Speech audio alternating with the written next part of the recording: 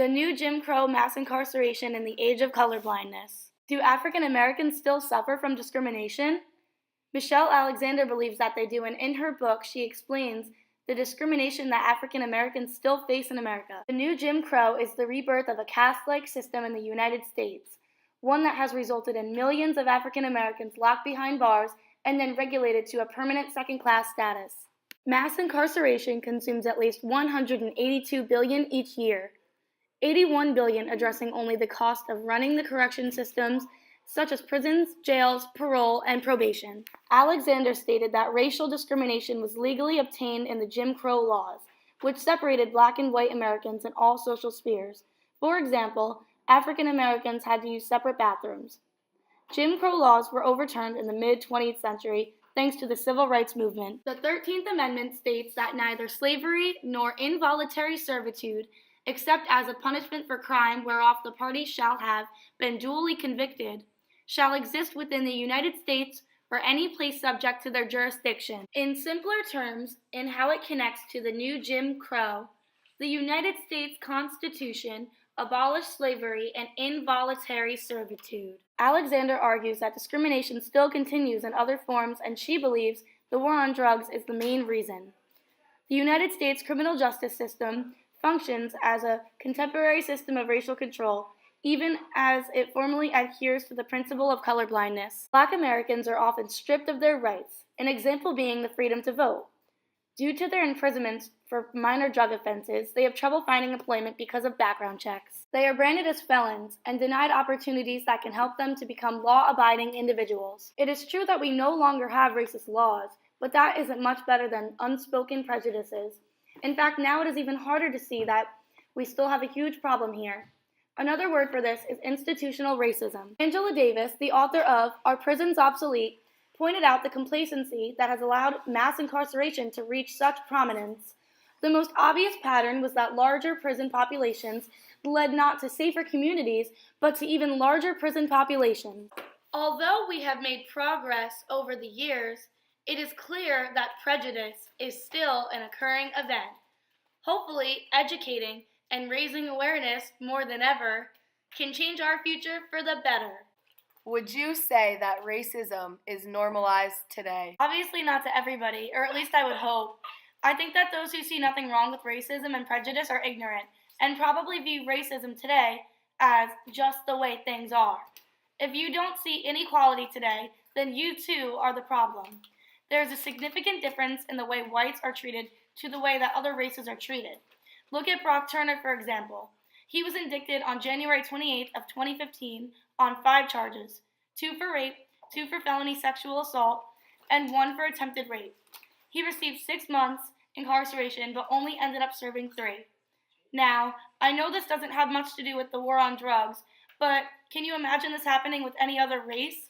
Absolutely not. We lack equality, and people have normalized it so much that inequality is completely ignored. What are some ways you believe that racism in the United States can be resolved? There are a few ways that racism can be improved in the United States. Some ways to resolve racism is to make an effort to know people different from you. Learning about other people and celebrating the differences is a way to appreciate things about everyone. Another way to resolve racism is to not make assumptions. Stereotypes hurt everyone, and that's why it is important to look at everyone as an individual. Do you believe that prejudice still exists in the world today? Yes, there are always going to be people in the world that are not open to diversity. Still today, there is segregation between classes, religious intolerance, and even just plain bullying. Once segregation was outlawed and all different kinds of people began interacting on a daily basis, people then believed that eventually prejudice would completely disappear. I believe that it will never actually go away. As I wish it could go away, I know that unfortunately some people are brought up to think that treating people differently is okay. Although it has gotten better over the years, there will always be judgmental and unaccepting people. What responsibilities do individual American citizens have with regards to shaping the country's criminal justice system? Responsibilities American individuals should have in regards to shaping the criminal justice system is by maintaining the rule of law within a society, such as law enforcement and corrections. If people become more aware of how the law enforcement is treating inmates, then they would realize that the better alternative is to stay away from crime. Improving and educating citizens' knowledge on the criminal justice system will change the way people feel towards the law enforcement. Making citizens form unity instead of hatred will help shape the country's criminal justice system. What are examples of racism that occur in the world today? There are numerous examples as to where racism occurs in the world today. One act of racism is police stops. This is seen as an act of racial profiling. For instance, in Kansas City, a black man at the age of 25 years old or under has a 28% chance of being stopped, when a white man has a 12% chance. The length of incarceration is also seen as an act of racism. Blacks, after convictions, are more likely than whites to receive longer sentences. The war on drugs shows us how even a minor drug offense for a minority is more likely to lead to jail time. This is unjust, especially because it is so rare for a white person to receive anything higher than probation.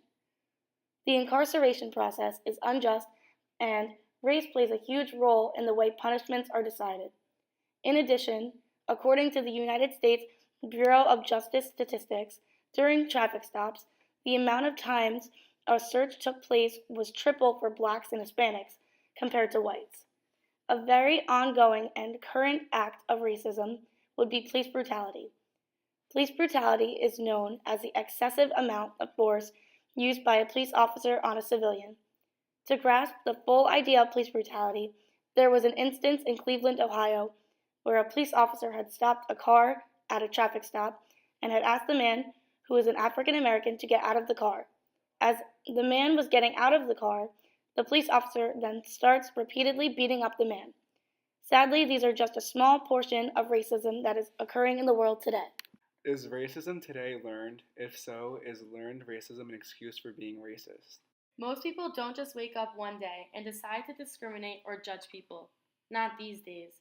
People who participate in being racist must have learned it somewhere. Those who grow up to be racist are so brainwashed into thinking it's not a bad thing. I believe it is something that is learned.